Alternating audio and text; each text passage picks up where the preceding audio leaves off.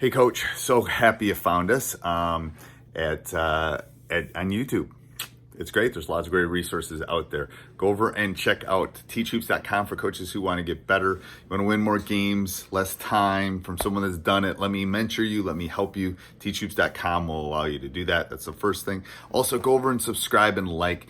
If you do like the podcast, it's a great place to kind of find all the resources and things that you need to become a better basketball coach. So have a great day and go enjoy the video. Thomas guys, you guys are ready to go, right? So I may just call a couple guys out, but it will be more of me just talking about some really important topics. We got a lot of young coaches here. I started coaching in 1975, and I have been a head coach ever since. And in high school, junior college, NAI, Division II for 9 years at Lemoyne College, Division I at Canisius, my first Division I job, Richmond 5 years, West Virginia 5 years. Now this completed my 12th season at the University of Michigan.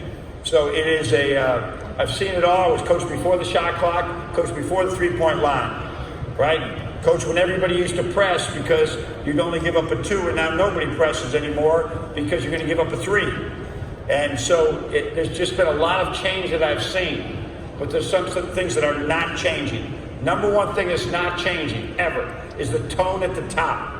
Dave Brandon taught me this, who's our athletic director at Michigan, the tone at the top. What are you like every day? What is the tone you're setting for your staff, for your team? Do you walk into every practice like a grouch, right? Do you walk into every film session, right, with a different area? Do you compromise the rules in any way? Right? How do you treat the women's team? How do you treat other people on campus? How do you treat the janitors? Whatever tone you set at the top is what your team's going to be like. And you have to understand that. You have to live by that. If they see you, if there's one thing that you can never be replaced is integrity. And if your tone at the top compromises integrity in any way, in any single way, right, it's going to change the whole direction of your team. So it's very important you understand that. That's the number one thing. That, and then obviously integrity. There's a Shakespearean quote that says, some men are born great, some men achieve greatness. Some men have greatness thrust upon them. But no legacy is greater than your honesty. And just think about, some men are born great, they're kings. You know, they're just born into it. If they lie, cheat, or steal, they're done. Some men achieve greatness. They just work so hard and they get to this incredible point in their life, and then they lie, cheat, steal, do something dishonest. It all goes backwards. Some men have greatness thrust upon them. They win the lottery, right? But they lie, cheat, and steal, it's all gone. That you got to understand, that's never going to change. Your integrity, you got to have every bit of that. So it's important. It's really important. Another thing that's not going to change is what type of staff you hire. And do they compromise your values at all? That you got to have people. When I go and I took last time I had 2 years ago, I had to hire 2 assistant coaches, and for the second year in a row, because we had guys that moved up or moved on, and it was all good. One time I took 8 weeks to hire 2 guys, and I worked on it every day because I needed to have the right fit for what my players really needed. So it's important that you understand that. I'm going to have to peek every now and then here. You must have positive relationships with your student athletes, right? That's never going to change. You're going to have positive relationship. You cannot just expect them to dive through the wall for you and you don't have a relationship with them. There's a great book by Gagne. It's called Lead for God's Sakes. Lead for God's Sakes. And although my faith and my religion is a huge part of my life, I'm not trying to throw that at you.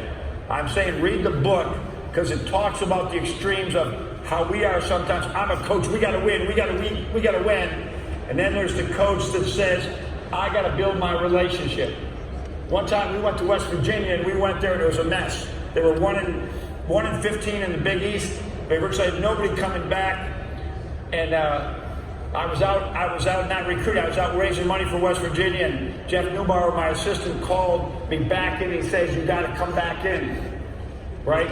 The team is in disarray and whatever holdovers. And we had all these rules we were putting in, about attending class, and attending study halls, and how you dress, how you appear. And we realized rules without relationships equals rebellion. We didn't have relationships. We'd only been there 3 weeks. We had to step relationships. So it's very important that you have no matter what happens, be so careful. Be so careful. And I've made this mistake as a young coach many times. The game's over. You lost a tough game. You come charging into the locker room, and you're gonna let them have it. Watch the film first. Make sure you're right, because you can say things at the end of a game or at halftime that are going to change a kid's lives, either positive or negative. And in the end,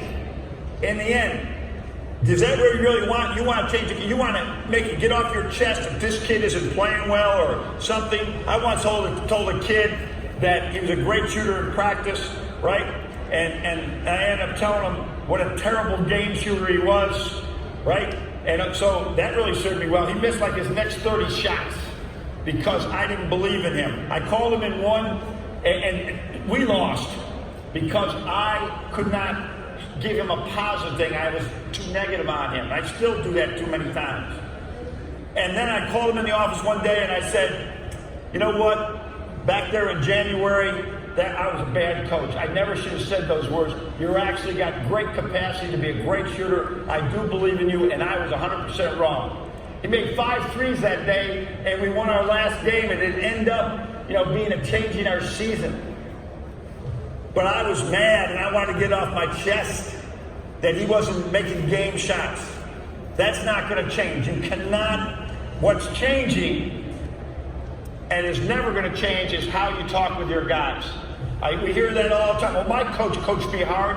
He used to F-bomb me all the time. He used to do all these things. Well, guess what?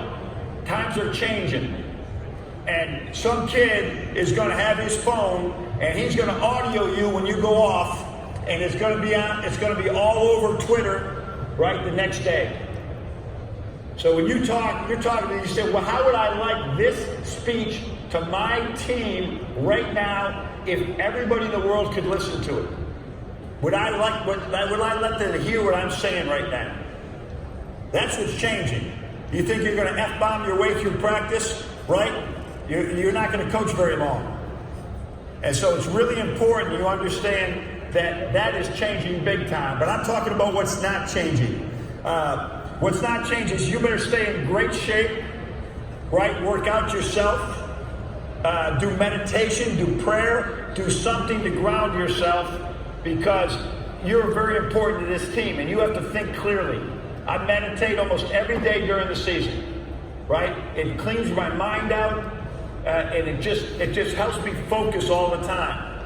But I also, right, make sure that I get my 10,000 steps in every day, that I try and keep care of and when I don't do it, I know it right away. I'm not as good a coach because I'm stressed. I'm upset about something. And that's when you don't become a good coach.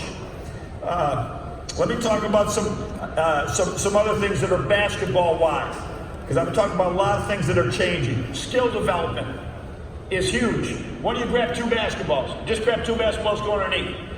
That we do this drill every day, and we have about 30 of these, but a great example for you to do. Grab 2 basketballs, just go underneath. I want you to do Micans, double Micans. One guy, that, you know what a Mican is? Right, he was a Minneapolis Laker, right, on one side, but 2 of them. We do this for end up doing this for 20 seconds every day of our lives. We do it. It's a first warm-up because it's a stretch. But the key is, in 20 seconds, our big guy's got to make 20, right? So I got a thing right here, right? Let me just do this. Hold on, son. You ready? Here we go. I'm gonna get this. I think I can do it on 20 seconds. Here's a stopwatch. I want somebody get out there, right? Who's the math major here? Count how many he makes, all right? So we're gonna say every guard has to do 18. A forward's got to make 19. A big man's got to make 20. And we don't do that every day, but to be on the team, they got to do this. And most of them will make. He's gonna make about 12 right now. And if he practices in a month, he'll make 20. You ready? Count how many he does. Mike, it's right. Wait a minute. Don't cheat. Ready? Go. So this is a Division III college player. Come on, I want to hear your count there. What's he got? How many he makes?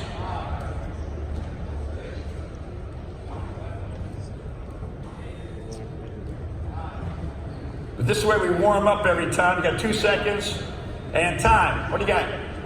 He's got 12. I was right on, right?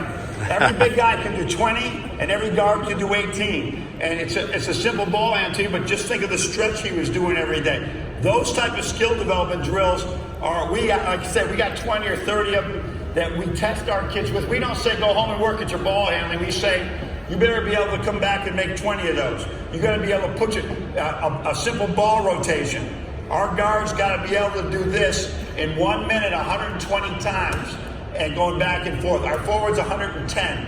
10 times and then flip it back, right, in 1 minute. Their arms are killing them at the end of it. Those are all things. To be on the Michigan team, you got to be able to do those things. Each guy's got to be able to make 63. Come out here and somebody grab a basketball, somebody rebound for him. Grab a basketball. Who's your best three-point shooter? Three-point shooter. So this is actually got this drill from Bryce Drew when he was playing at Valpo, and then we've made it a standard for us, making 63s in 5 minutes. I'm going to show you a shortened version. I need one guy rebounding. You're going to take a three, and another three. Then step in and take a 15-footer. Then 3 more threes, and keep doing it. Right? Our goal, we want everybody to take 87 shots at least in 5 minutes, and they got to make 60. We've had guys make 82. Nick Stauskas, Duncan Robinson, who was with Nick is with Cleveland. Duncan Robinson, Division III player from Williams that transferred in, can make 82 out of 87 like this. So you ready? So I'm just going to do it here quickly for 1 minute. You count how many he makes, but I want to know how many shots, because you need to get 17 shots off. 17 shots off in 1 minute to get this right? So really 17 and a half. Let me do this again. Clear it. Go. So the whole idea is get good rebounds, catch them, but move around. You got to keep moving around too a little bit. Don't get on the same spot. So the goal again is 17 shots a minute, and making 12 would be his right spot. Keep yelling what he's got, son. Hey coach, I hope you're enjoying the video. If you are, hit like down below. That helps us be found everywhere. Also subscribe and then hit the little bell up above, and that will help you get notified every day when we put a new basketball coaching video up every day of the year. It'll help you a ton. And then go over and check out teachhoops.com for coaches who want to get better.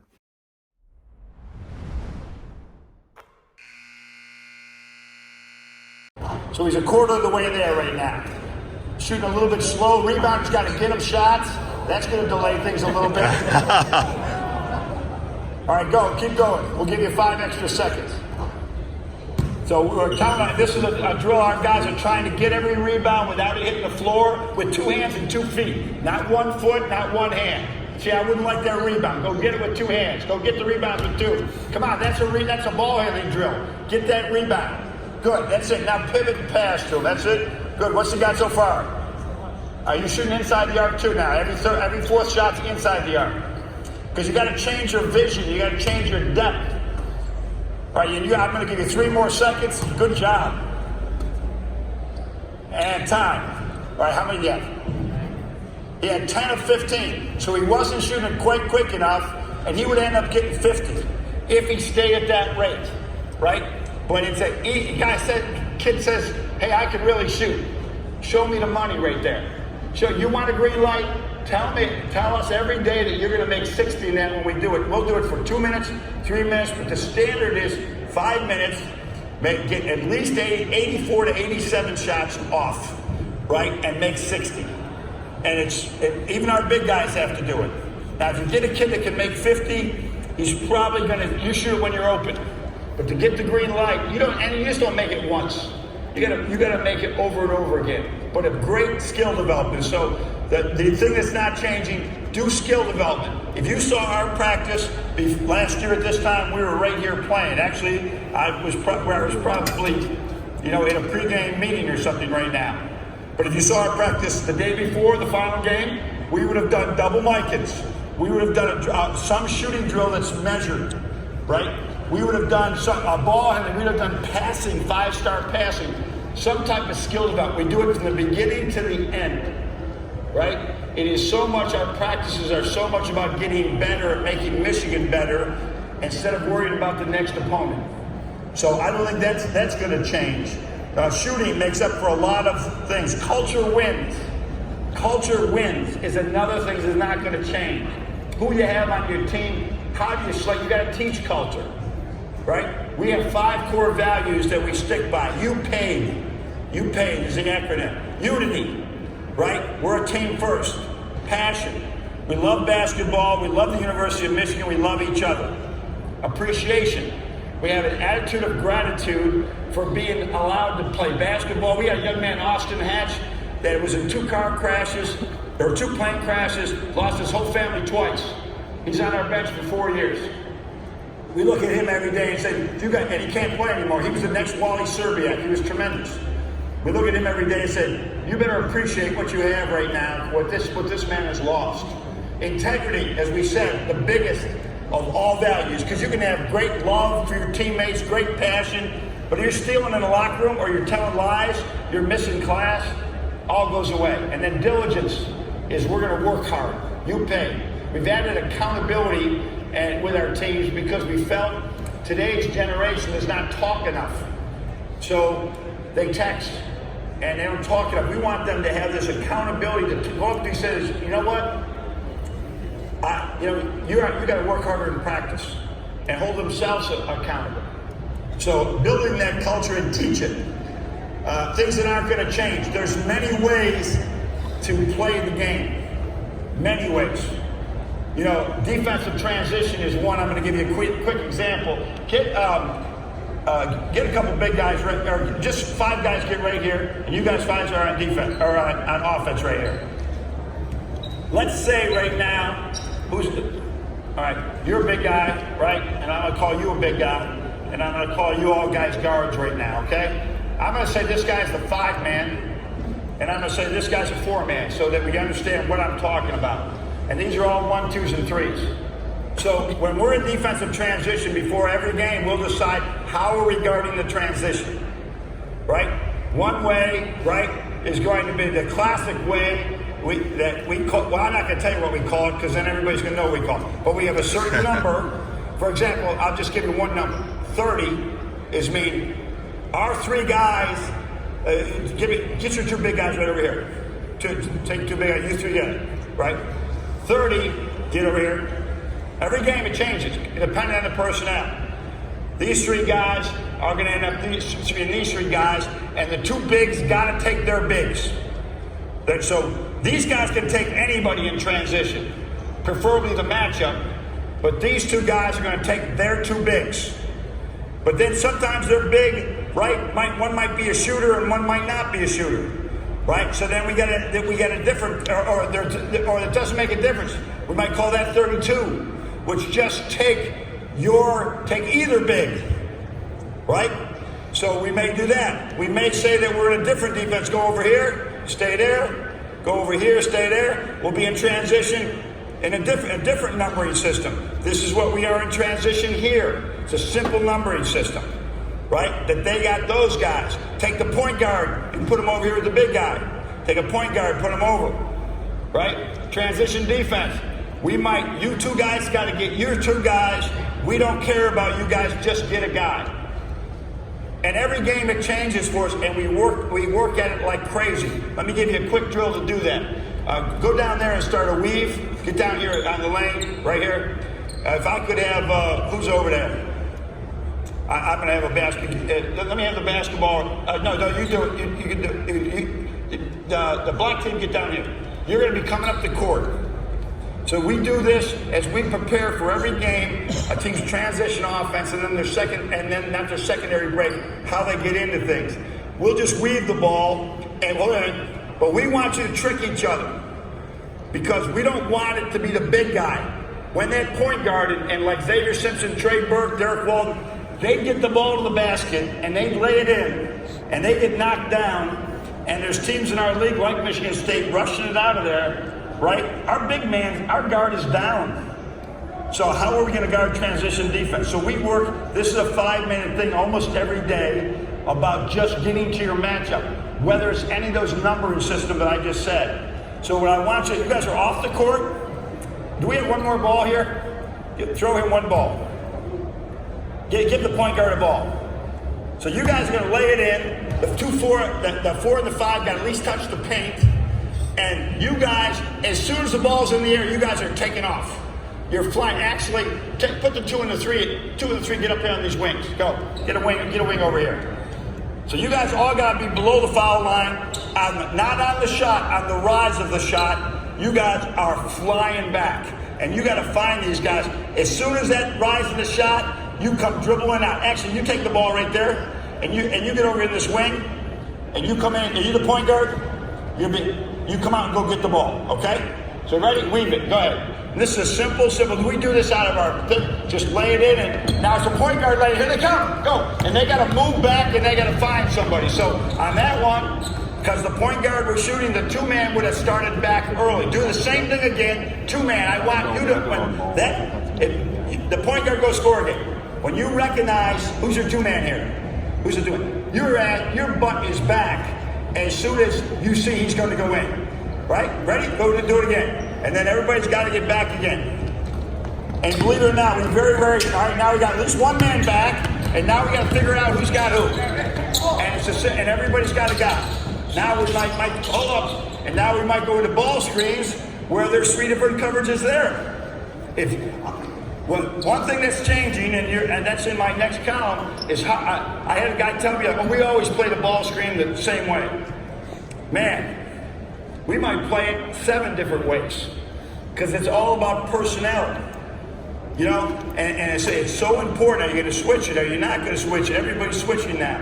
Are you going to hard hedge it? I watched the Pistons and the Indiana Pacers. They were hard hedging all day long, and they were great on defense at it. Don't say we're going to do it one way, right?